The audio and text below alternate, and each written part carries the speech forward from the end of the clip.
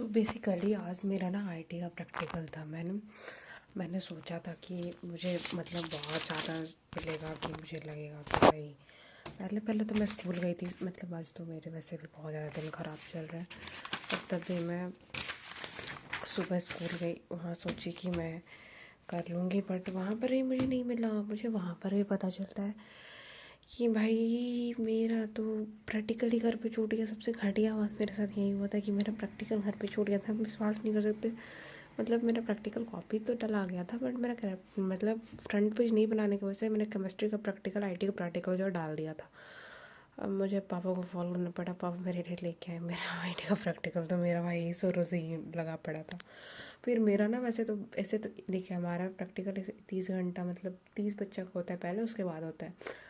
तो मेरा practical second batch में था। तो मैंने सब मतलब मेरे आगे 30 लड़कियों का हुआ था। तो मैं उनसे पूछ रही थी क्या पूछा क्या पूछा।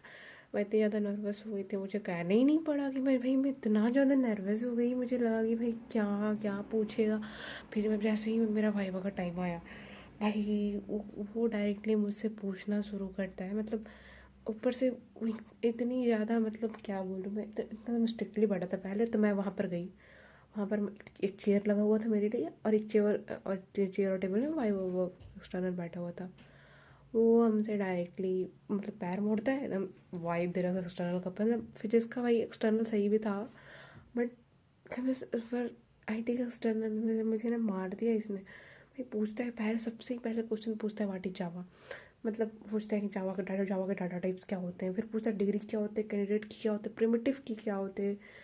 फिर फिर डाटा एवलुएट क्या होता है, फिर डिग्री क्या होता है, फिर बाइट कोड क्या होता है, फिर डाटाबेस में टेबल कैसे क्रिएट करते हैं, अजीब अजीब क्वेश्चन। और इतना मतलब अगर मैंने मतलब बोला कि जैसे जावा इज़ ओरिएंटेड प्रोग्रामिंग लैंग्वेज, तो उसी में से पूछता है कि what is oriented programming language. फिर पूछता है कि व्हाट इज़ ऑब्जेक्ट ओरिएंटेड क्या है। फिर उसके बाद पूछता है एट्रीब्यूट क्या है। उसमें मैं जो सेंटेंस बोल रही थी मेरी उसी से पूछ दे रहा था। मैं इतनी ज़्यादा नर्वस हो गई कि मुझे लग रहा था कि भाई अब तो मैं कुछ बोल ही नहीं पाऊँगी। बट तभी मैंने बहुत मतलब ऐसा था कि मैंने बहुत कुछ बोल दिया, पर मुझे समझ ही नहीं आ रहा था मैं बोल दिया। उस एक्सटर्नल ने मेरी फाड़ के रख दी भाई। मुझे लगता है कि भाई क्यों क्यों ये एक्सटर्नल आते हैं, क्यों ये लेते हैं। मुझे ये समझ नहीं आता कि आखिर इन्हें लेने में मज़ा क्या आता है। मतलब ये चाहे तो नहीं भी ले सकते हैं, बट नहीं, हम तो लेके रहेंगे क्योंकि हमको एक्सटर्नल एकदम पता नहीं क्यों नहीं लेते। मेरी एकदम फट जाती है। ऊपर से मैंने कुछ खाया पिया भी नहीं था, क्योंकि ऐसा था कि मेरी दोस्त पहला वाला बैच में थी, मैं सेकंड बैच में थी। तो मैं सोची कि उसके साथ खाऊंगी। तो वो उसका सेकंड बैच तो फिर मेरा शुरू हो गया। तो फिर वो मेरा इंतज़ार किया कि हम उसके साथ खाएंगे।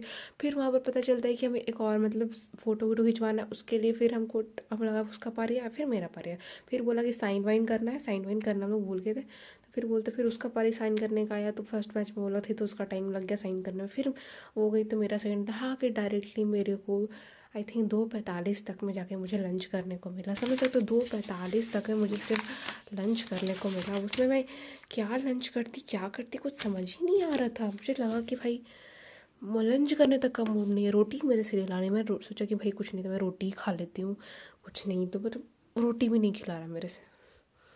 मेरा एक्सपीरियंस इतना गंदा गया मेरा एक्सपीरियंस कि मुझे लग रहा है कि क्या करो। कल मेरे केमिस्ट्री के हैं, वही केमिस्ट्री के कल मेरे ये हैं वाइवा और प्रैक्टिकल्स हैं। पता नहीं कल केमिस्ट्री में क्या होगा।